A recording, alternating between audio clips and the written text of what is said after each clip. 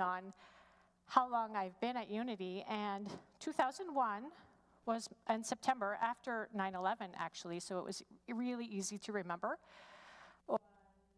Was wondering what just happened, and this place was packed with people seeking comfort, people like me seeking comfort, people like me seeking wisdom. Reverend Ken Williamson was our minister at the time, and it was exactly the right thing I needed at the time. But I learned about Unity on an airplane when I was reading a book from one of the books from our library by Neil Donald Walsh, way old book. And I was reading it on the airplane, and somebody in the row in front of me turned back and said, "Do you know Unity?" And I had no idea what Unity, because I don't know anything about Unity at that time. You just never know. And here I am 23 years later, trying to open up doors in the men's bathroom on a Sunday morning, wearing your Sunday best, too. So down is up, I'm told. The presence of God from intellect to experience is not what we're going to be talking about today. But I wanted to go through the journey with you to get to where I landed, which is, I know that I don't know anything. Because when that came to mind, it was like, whew, thank you, God.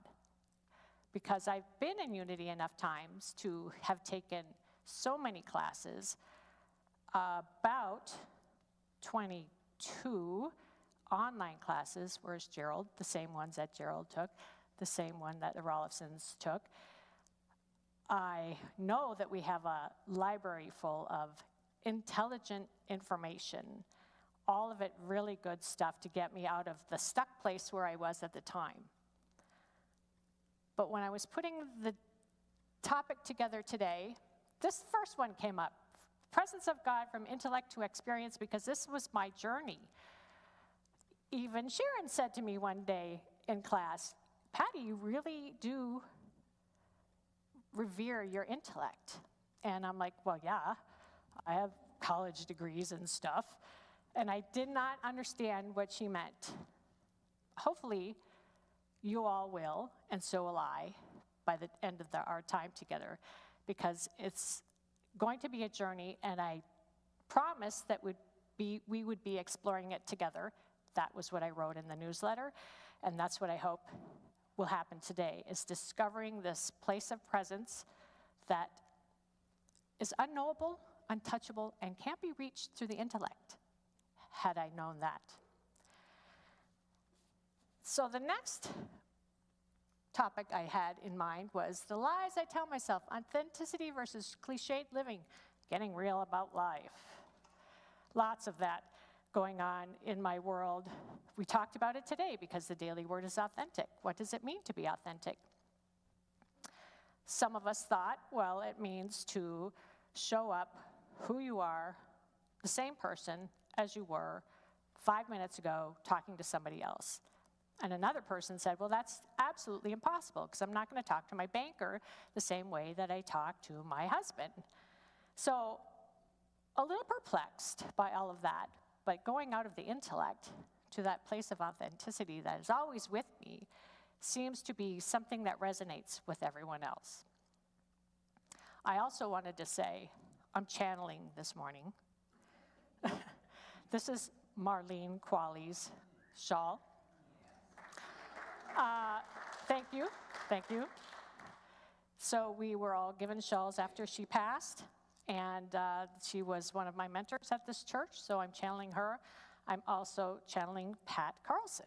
This is her bracelet. It has a very awesome clasp, and this is Lindy's mom, one of the founders of this church. So I'm in good company, and of course I'm channeling all you all, because I can see you and I can feel your energy. The next topic I thought we might discover, this is kind of like, yeah, I'm going with this one. Still power, the practical benefits of silence and stillness. This is all coming from my head. I'm like, yeah, I see some benefit in silence and stillness. I do it all the time. It's actually quite practical to go into the silence and see what's really there besides what my brain is telling me. And I have discovered that led to this. Don't believe another thought. It's okay not to believe another thought. So I need to get my chair because I am going to walk through this with you as we explore the journey of not believing another thought, because you know we all have plenty of them. And the whole point is, whoa, is this going to work for me? I think it's going to work for me. Is to explore how my thinking may be taking me away from my true self, my inner world, my God self, my presence. So I did this exploration on my own. I don't know where this phrase came from, don't believe another thought, but it just obviously popped in my head. And I've been exploring it for a while. So I've been having trouble sleeping lately. I don't know if y'all are like me, but sometimes the thoughts just keep coming and coming and coming when you're trying to sleep. Just so hard to get quiet. But I explored, what if I didn't believe that thought? What if I didn't believe that today was going to be not trying, challenging, not even challenging. It was definitely going to be different. What if I didn't believe the thought that I'm separate? We've been exploring these ideas with the people in the Course of Miracles. I am separate from God, whatever that means to me. It's different at different times. And I'm separate from you. Somebody told me one time, but how can you possibly be separate? Because you're experiencing the world through your own senses.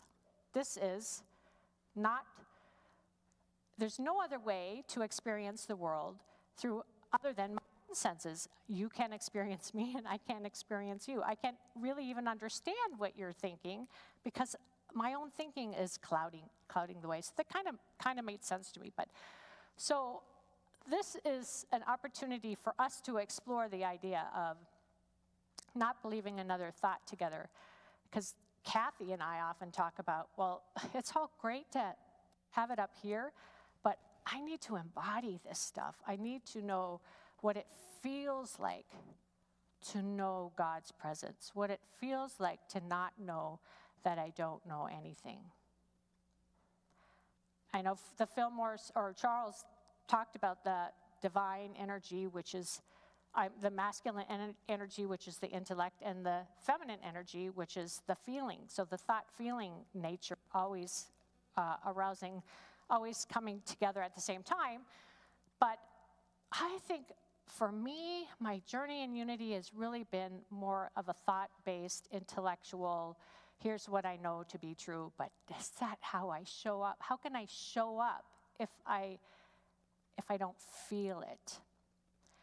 So the invitation for you all and for me is to go to that place where it's going to take us to the edge of being slightly uncomfortable.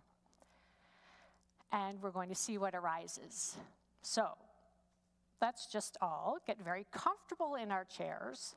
So Jimmy, this is the part where I said, this is sort of a meditation at the same time.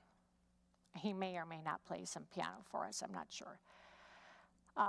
So anyhow, let's just get comfortable in our chairs and remember to breathe always, connecting our head to our heart, a great metaphor. The heart is a great metaphor for God and my world because it is always present. And we breathe again together. And if you would like to indulge, conjure in your own mind an image of who you think you are. And that will be different for all of us. What is coming to mind when I say me? Is it my physical body?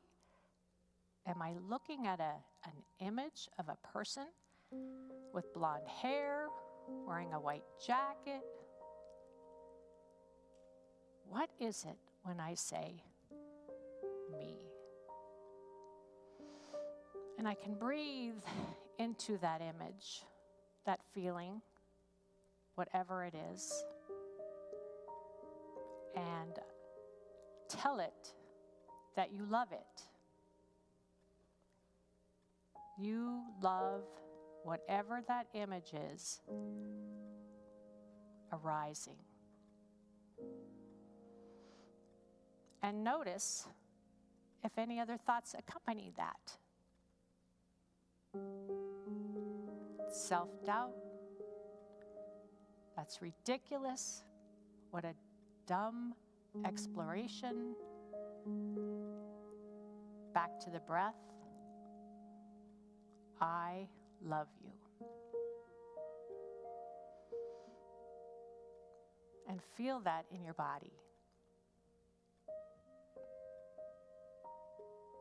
Our next exploration will be someone that is challenging you in this moment, in your life.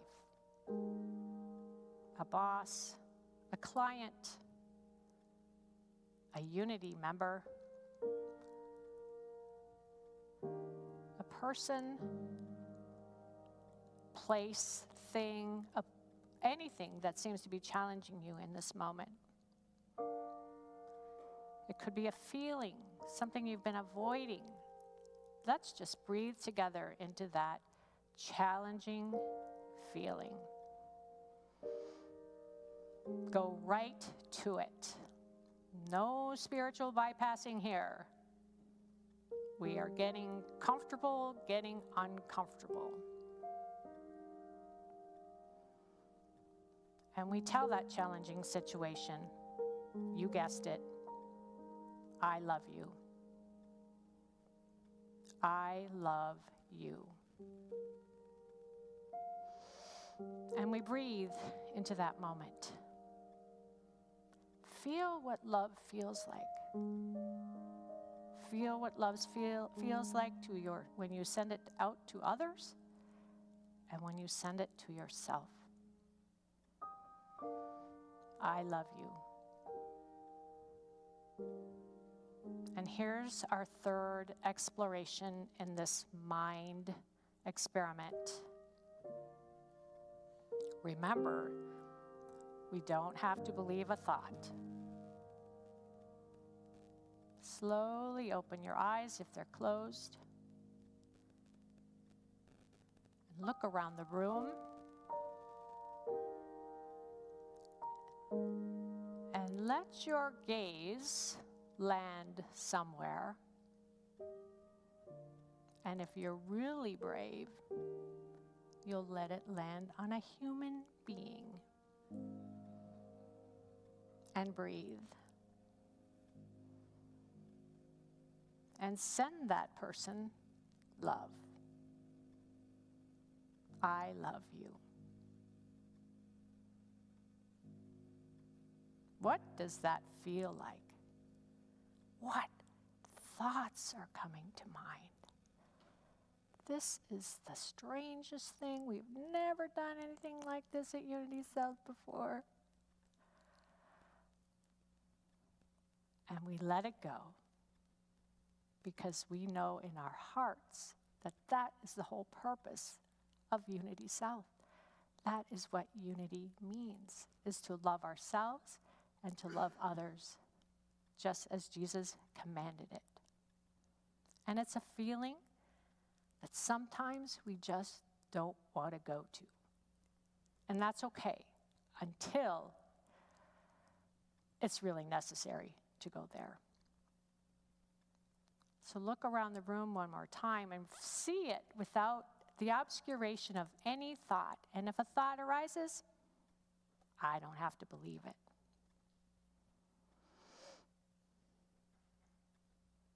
Feel it. I don't have to believe that thought. And we let that go. And so it is. Amen.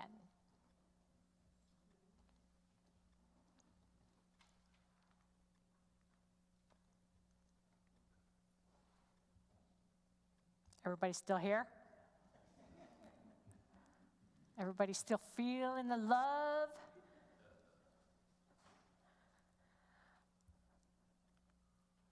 I want to share with you a Zen story. So I have been exploring the 10 fetters of the Buddhist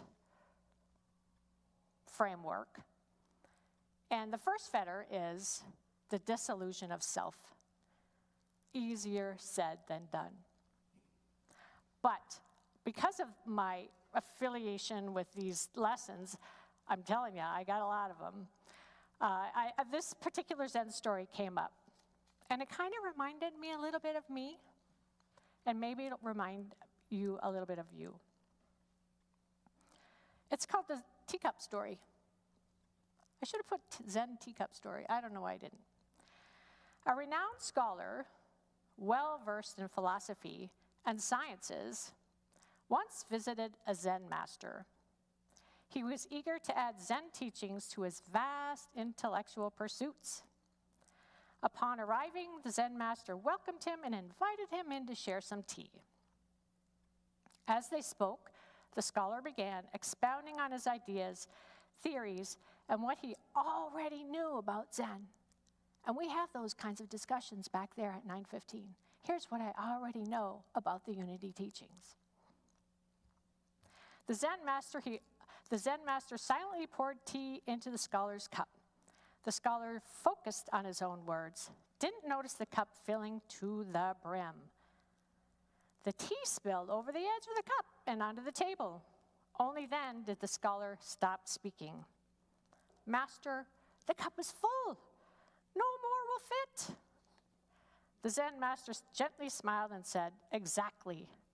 You are like this cup, so full of your own knowledge and ideas. Until you empty yourself, there is no room for Zen. And I would argue there's no room for life until I can truly and honestly empty my intellectual cup and be here spontaneously and presently with all of you.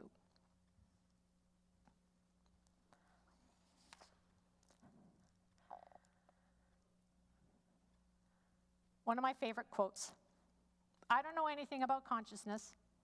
I just want to help my students hear the birds singing. I can't hear the birds singing if my head is full. I have to let it go, feel in my heart what's really happening, the faces that I'm really looking at. And I noticed just now that I'm looking over your heads instead of at your faces. That is so interesting to me. So let's take this opportunity to know that we don't know and just see what arises. I think life will be more fun that way. And so it is. Thank you.